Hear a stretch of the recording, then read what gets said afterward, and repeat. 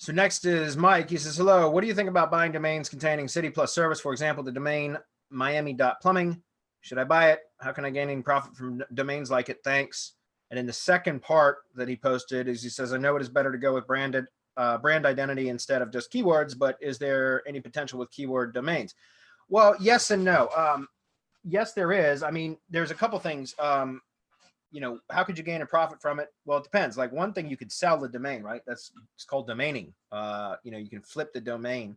That's how I made my first dollar online. No shit, was I sold exact match domains. I would just go buy, like the first one I sold for, I think, $200. So I registered it for $10 for a year and then sold it for $200. And it was the first $190 in profit I ever made. It was way back in like 2009.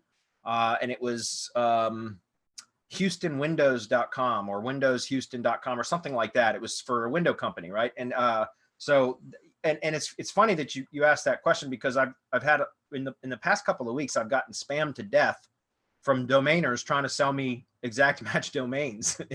And I don't know why, but I keep getting emails from people trying to sell me exact match domains. So that's one way you could do it. Personally, what I don't like to do that. I like to develop an asset out of them.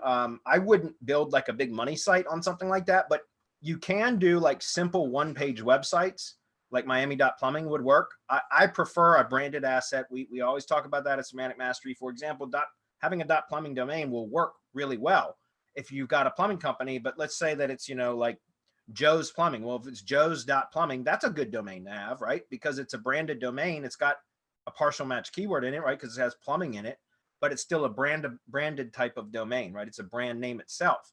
So that's one way I would do it, but you can use exact match domain, stuff like that. Again, I wouldn't build out a full-on website, because you can, it's very easy to over optimize when you have exact match domains.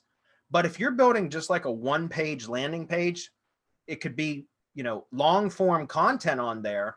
But those actually work pretty well for that kind of stuff. And I know it because I've got some feeder sites that I'm using right now for some lead gen stuff that I'm using essentially exact match domains, which we don't encourage when you're building out full on websites. But for single, like one page sites for, for very specific purposes, you can use those and they work. Again, for example, I wouldn't have inner pages, right? The reason why is because like miami.plumbing / whatever the plumbing service is or location, like it can start to get really spammy and trip over optimization filters. That's why we don't ever recommend that. But again, if you know what you're doing and you're doing like a single page site for a Miami plumber, for example, and you're going to have all, content on the page about all the different products and services that they provide, then that could work.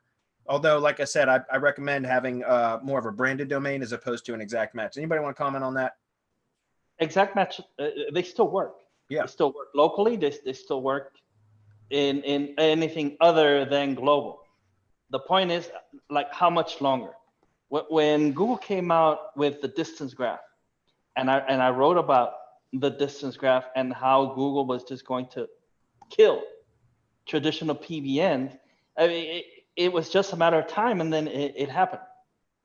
We don't see traditional private blog networks anymore, which is a blog network set up and the only reason for it to exist is for people to go into it and buy links, which by definition makes it no longer private, because they're out in public saying, come buy links from us.